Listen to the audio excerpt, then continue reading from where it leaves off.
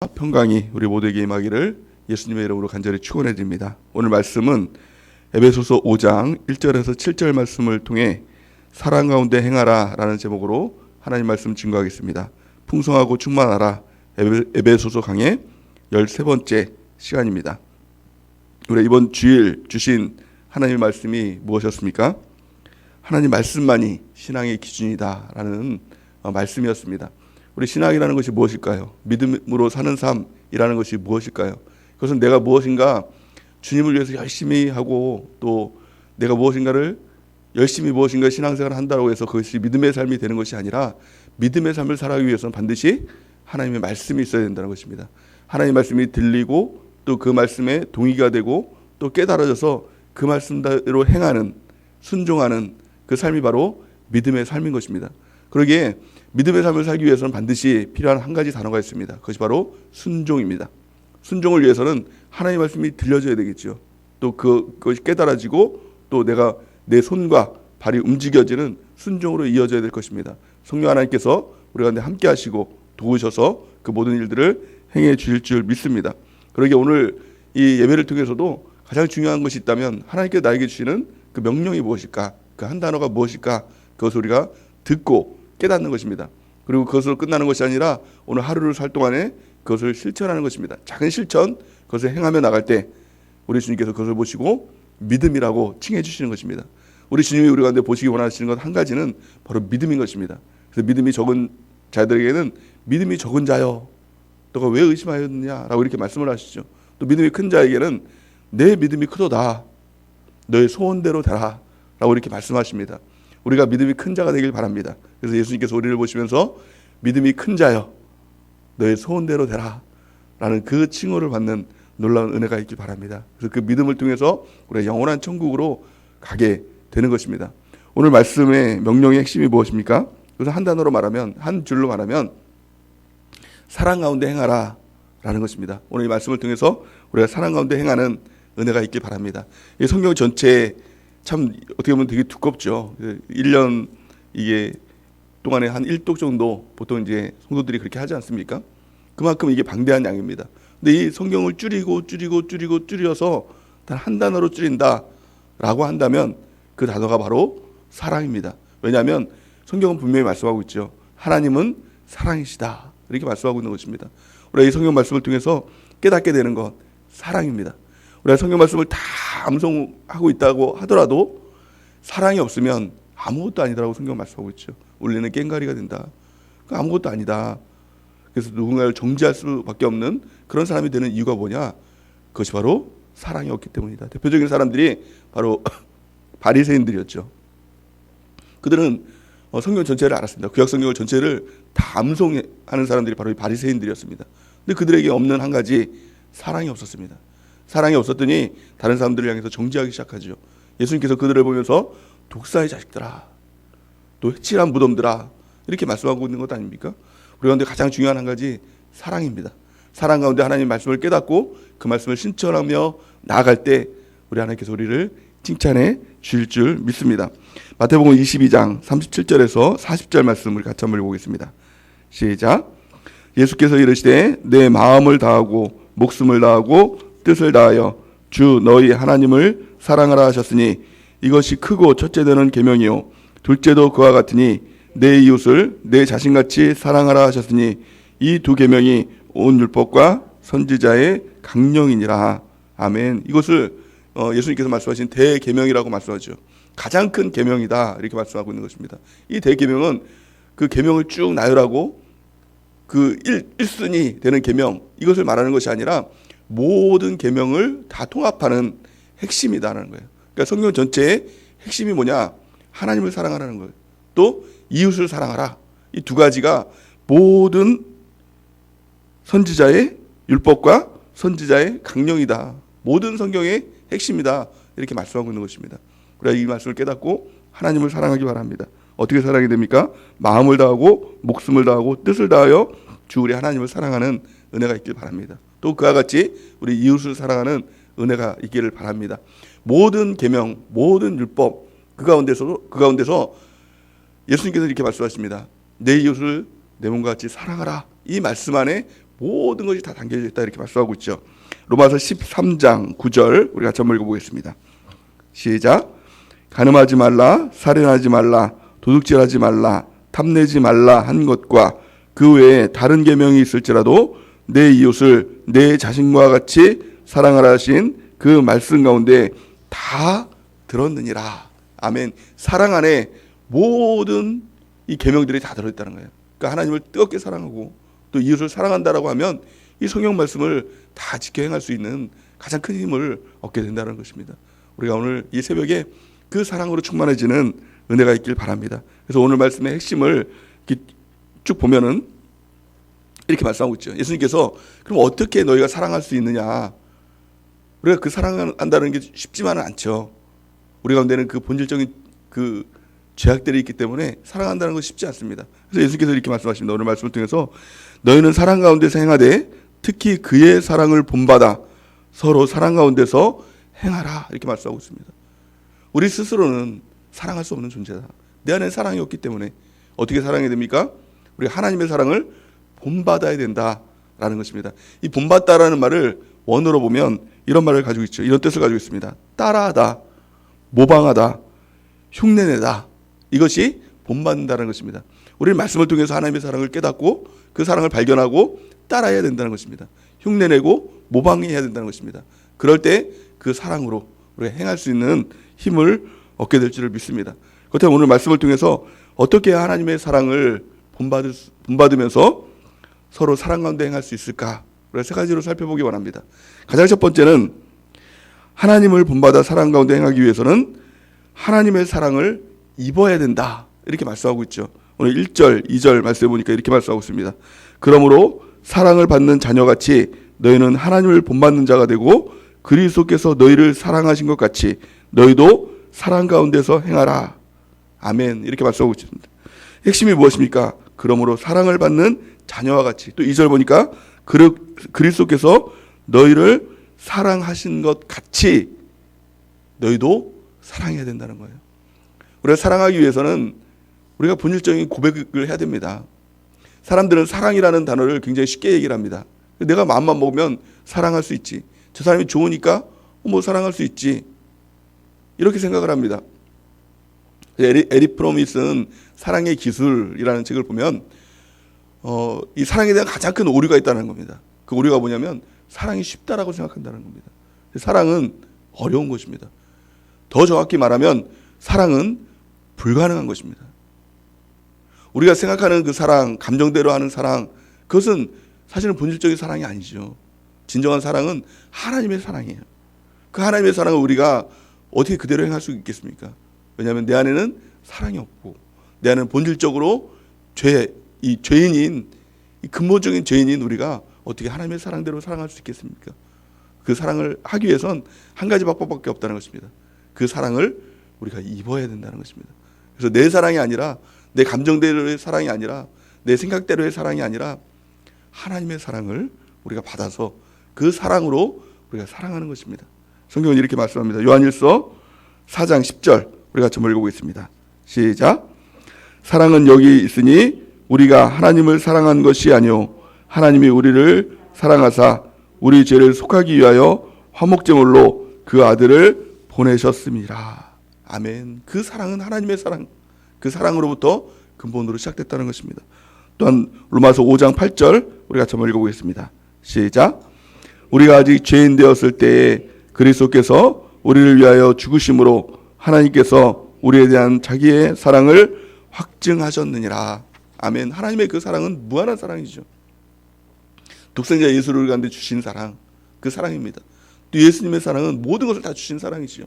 자신의 모든 것을 다 포기하면서 그 몸을 찢어가면서 피를 흘려가면서 물을 흘려가면서 죽으면서까지 우리 가운데 모든 것을 다 주신 그 사랑입니다.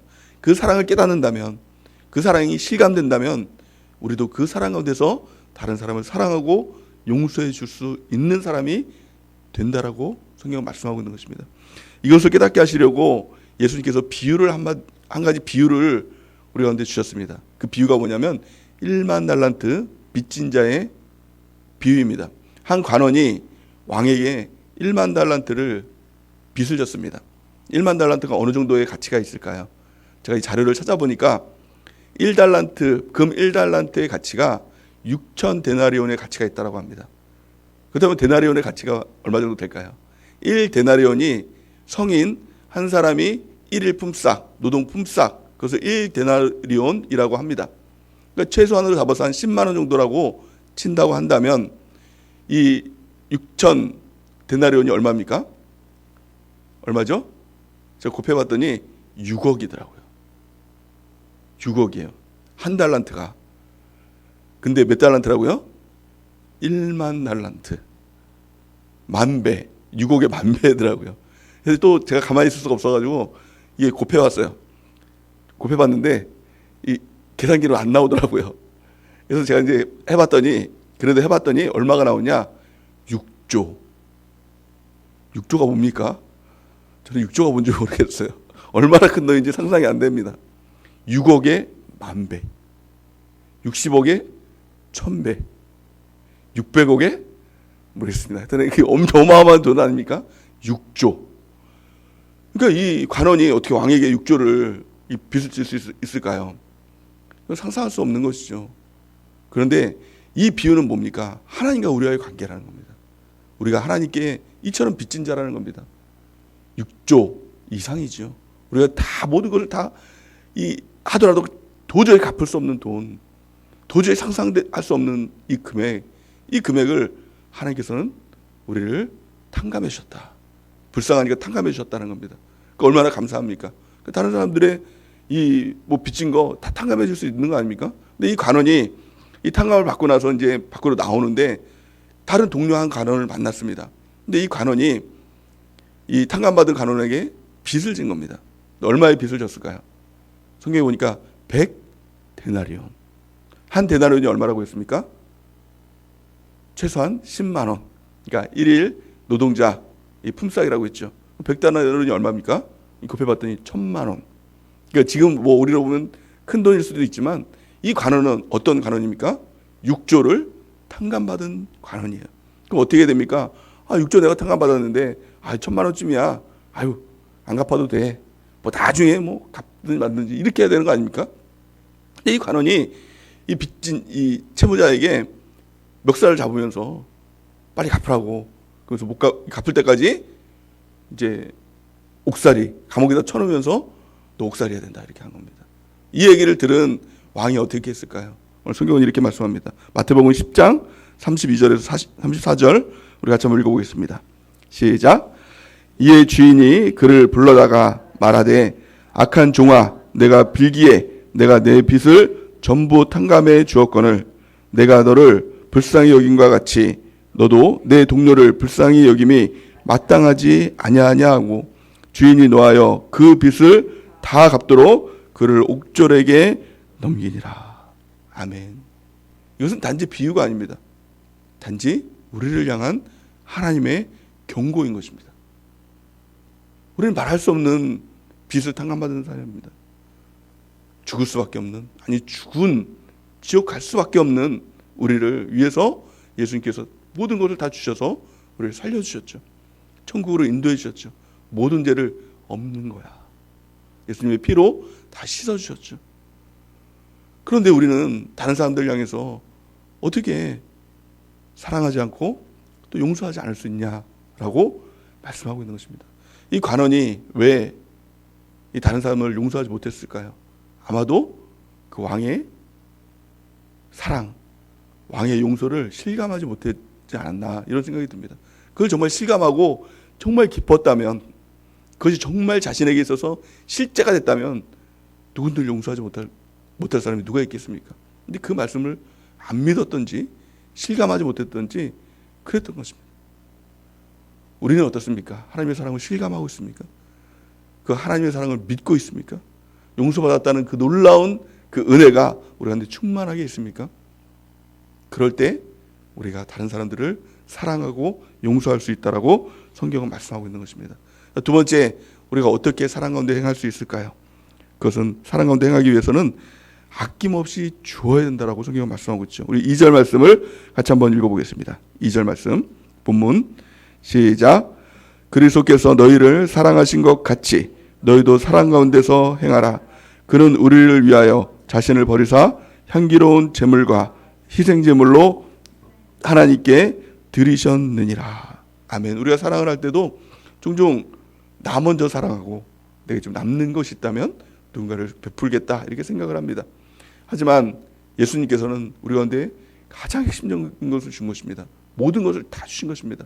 우리도 또한 마찬가지입니다. 우리 주님께서 원하시는 사랑은 남는 사랑 주라는 것이 아니라, 남는 물질 주라는 것이 아니라, 남는 시간 주라는 것이 아니라, 남는 이 몸에 에너지를 주라는 것이 아니라 모든 것을 다 베풀고 주라는 이 말씀을 하고 있는 것입니다. 우리가 그 주님의 사랑으로 충만하게 돼서 그 사랑을 나눠주는 우리 모두가 되는 은혜가 넘치기 바랍니다. 자, 마지막 세 번째, 우리가 어떻게 사랑 가운데 행할 수 있을까요? 성경은 거룩하게 살아라 이렇게 말씀하고 있죠. 가장 첫 번째는 무엇입니까? 하나님의 사랑을 입어야 되고, 두 번째는 그리스도를 본받아 아낌없이 주어야 되고, 마지막 세 번째는 사랑 가운데서 거룩하게 살아야 된다 이렇게 말씀하고 있는 것입니다. 오늘 3절 4절 우리 같이 한번 읽어보겠습니다. 시작. 음행과 온갖 더러운 것과 탐욕은 너희 중에서 그 이름조차도 부르지 말라. 이는 성도에게 마땅한 반이라. 누추함과 어리석은 말이나 희롱의 말이 마땅하지 아니하니 오히려 감사하는 말을 하라. 아멘. 오늘 이 말씀을 통해서 6가지 죄악에 대해서 이렇게 얘기하겠죠. 또 그 다음 말씀해 보니까 이 6가지를 3가지로 축약을 합니다. 5절에서 7절 말씀해 보니까 우리 같이 한번 읽어보겠습니다. 5절에서 7절 시작. 너희도 정녕 이것을 알거니와 음행하는 자나 더러운 자나 탐하는 자나 곧 우상 숭배자는 다 그리스도와 하나님의 나라에서 기업을 얻지 못하리니 누구든지 헛된 말로 너희를 속이지 못하게 하라. 이로 말미암아 하나님의 진노가 불순종의 아들들에게 임하나니 그러므로 그들과 함께하는 자가 되지 말라. 아멘. 이 3가지로 축약을 합니다. 첫 번째는 음행하는 자, 두 번째는 더러운 자, 또 세 번째는 우상 숭배하는 자. 이 사람들은 그리스도와 하나님의 나라에서 기업을 얻지 못하리라. 천국에 갈 수 없다라고 분명하게 말씀하고 있는 것입니다. 그러기에 하나님 우리 가운데 이렇게 말씀하십니다. 레위기 말씀을 통해서, 또 신명기 민수기 말씀을 통해서 내가 거룩하니 너희도 거룩하라 이렇게 말씀하고 있는 것입니다. 진정한 하나님의 사랑으로 우리가 입기 위해서 가장 중요한 것은 거룩입니다. 우리 가운데 음행을 버리고 또 더러운 것들을 버리고 우상 숭배를 버리고 온전하게 하나님처럼 거룩하게 되는 은혜가 있기를 바랍니다. 이 음행, 더러운 것, 또 우상 숭배, 이것이 왜 이렇게 악한 것이냐? 그것은 한마디로 말하면 그것은 다 마귀에게 속한 것이기 때문에 그렇다는 것입니다. 세상은 이런 것들에 대해서 괜찮아, 해도 돼, 남들도 다 하잖아 이렇게 얘기를 합니다. 그래서 뭐 미디어나 또 뭐 컴퓨터, 뭐 TV 그걸 보더라도 다 이 주제 가운데서 유혹하고 있는 거 아닙니까? 근데 성경은 이렇게 말씀합니다. 오늘 말씀을 보니까 누구든지 헛된 말로 너희를 속이지 못하게 하라 이렇게 말씀합니다. 또한 이렇게 말씀하죠. 이로 말미암아 하나님의 진노가 불순종의 아들들에게 임하나니 이렇게 말씀하고 있는 것입니다. 그러나 이 모든 것들을 다 벗어버리고 주님 안에서 거룩하게 되는 놀라운 은혜가 넘치기를 바랍니다. 어떻게 거룩하게 됩니까? 말씀과 기도로 거룩해진다라고 성경은 말씀하고 있는 것입니다. 또한 한 사람이면 패하겠거니와 두 사람이면 맞설 수 있다라고 말씀하고 있죠. 우리가 교회 공동체를 통해서 이 거룩한 성품을 가질 수가 있는 것입니다. 마귀를 이길 수 있는 것이죠. 우리가 말씀과 기도로 거룩한 자 되기 바랍니다. 또 교회 공동체를 통해서 우리가 함께함을 통해서 거룩한 자 되는 은혜가 넘치기를 바랍니다. 그래서 오늘 말씀처럼 우리가 하나님의 사랑을 깨닫고 그 사랑을 입는 우리 모두가 되길 바랍니다. 또 주님이 우리를 사랑하신 것 같이, 아낌없이 우리 가운데 주는 것 같이, 또 우리도 다른 사람들을 향해서 그 사랑으로 다른 사람들을 사랑하는 은혜가 있길 바랍니다. 무엇보다도 거룩할 때 진정한 사랑을 깨닫고 그 사랑을 할 수 있습니다. 진짜 사랑을 할 수 있습니다. 우리가 오늘 기도할 때 내가 거룩한 자 될 수 있도록 인도해달라고 우리 하나님 앞에 기도하며 나가는 자가 되길 바랍니다. 오늘 말씀처럼 우리가 사랑 가운데서 행하는 우리 모두가 되기를 예수님의 이름으로 간절히 축원해 드립니다. 시원한 앞에